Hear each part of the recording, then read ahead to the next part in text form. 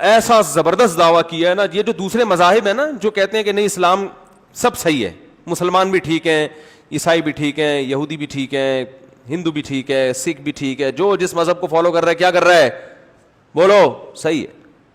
ایک سکھ خاتون کا فون آیا, اس کی بہن مسلمان ہو گئی تھی یو کے میں, تو انہوں نے 4-5 سال پرانی بات ہے, انہوں نے مجھے بتایا کہ میری سسٹر مسلمان ہو گئی ہیں, سکھ مذہب سے اسلام قبول کر لیا انہوں نے, اور جو ہے تو میں نے کہا آپ لوگوں کو یہ اعتراض تو نہیں ہوا؟ کچھ مسئلہ پوچھ رہی تھی, سکھ خاتون تھی لیکن مسئلہ مجھ سے پوچھ رہی تھی.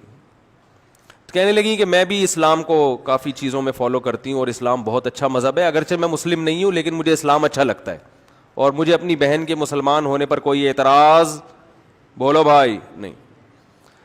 میں نے ان سے کہا, میں نے کہا دیکھیں اسلام کا اچھا لگنا کامیاب ہونے کے لیے کافی, بولو نہیں ہے.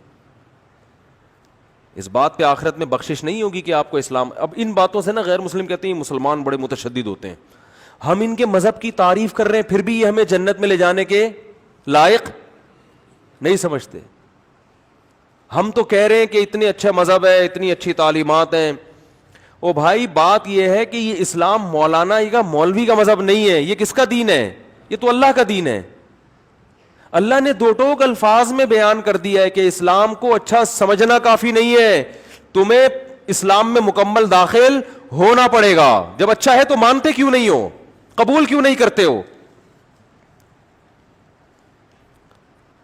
وَمَن يَبْتَغِ غَيْرَ الْإِسْلَامِ دِينًا فَلَن يُقْبَلَ مِنْهُ. اللہ فرماتے ہیں اسلام کے علاوہ کسی اور مذہب کو اگر اختیار کرو گے تو بے شک اسلام کی تعریفیں کرتے رہو, اللہ فرماتے ہیں قبول نہیں ہوگا, آخرت میں خسارے والوں میں سے ہوگے. عملاً اسلام کو قبول کرنا پڑے گا, داخل ہونا پڑے گا اسلام میں.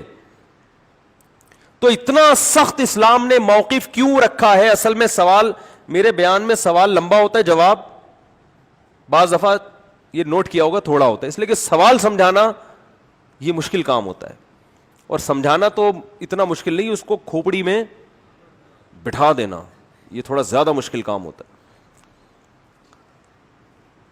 کہ بھئی کیوں اسلام نے بالکل بھی لچک نہیں رکھی. ہاں دنیا میں اسلام نے یہ لچک رکھی ہے کہ کسی کو زبردستی مسلمان نہیں کیا جا. اسلام ساری آخرت کی دھمکیاں دے رہا ہے, دنیا کی نہیں دے رہا.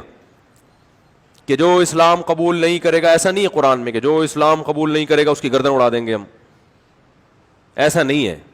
جو اسلام قبول نہیں کرے گا اس سے مسلمان تجارت بند کر دیں گے, ایسا بھی بولو کچھ نہیں ہے.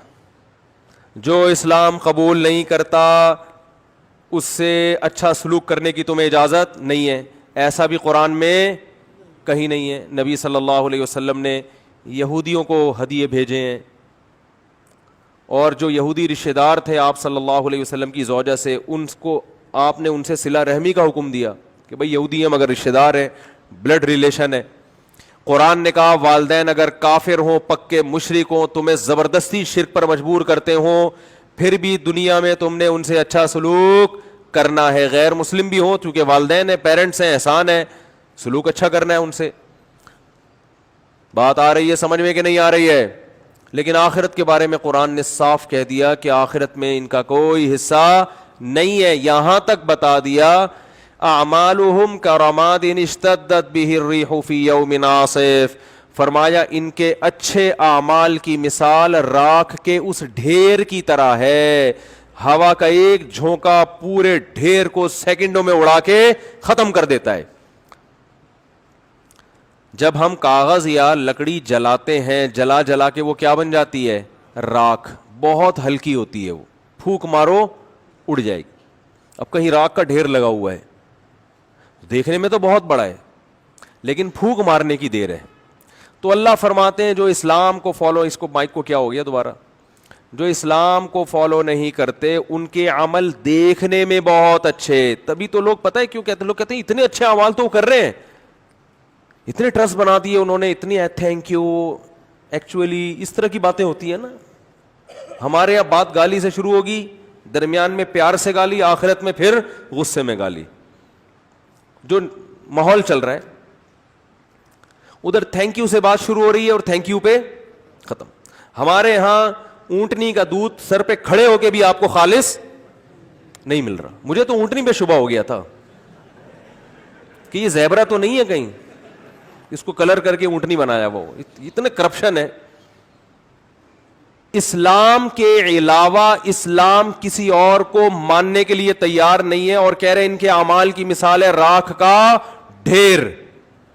کیوں اتنا بڑا دعویٰ کر رہا ہے؟ اس سوال میں یہ سارا ٹائم لگ گیا. بھائی اصل میں بڑا دعویٰ جب کیا جاتا ہے جب اس کی دلیل اتنی مضبوط ہو کہ اس دلیل میں 2 اور 2 4 کی طرح جواب آتا ہو اس کا. ورنہ اتنے بڑے بڑے دعوے کر کے انسان انجینئر کی طرح کیا ہو جاتا ہے, پھنس جاتا ہے. بات آ رہی ہے سمجھ میں؟ ورنہ کیا ہو جاتا ہے انسان, کنی کترانے لگتا ہے. تو اسلام نے جو اتنا بڑا دعویٰ کیا نا, اس دعوے کے برحق ہونے کی اسلام کے پاس بولو دلیل ہے. وہ دلیل کیا ہے؟ کہ اسلام کہتا ہے کہ جو لا, جو قوانین اللہ نے بتائے ہیں جن کو فالو کیے بغیر نجات ممکن نہیں ہے, ان قوانین کی ٹکر میں دوسرا کوئی قانون لے کر آؤ. تم کوئی ضابطہ حیات لے کر آؤ جو اس کے مقابلے میں ٹھہر سکے. کسی کے پاس بولو ہے ہی نہیں, کسی بھی معاملے میں نہیں ہے.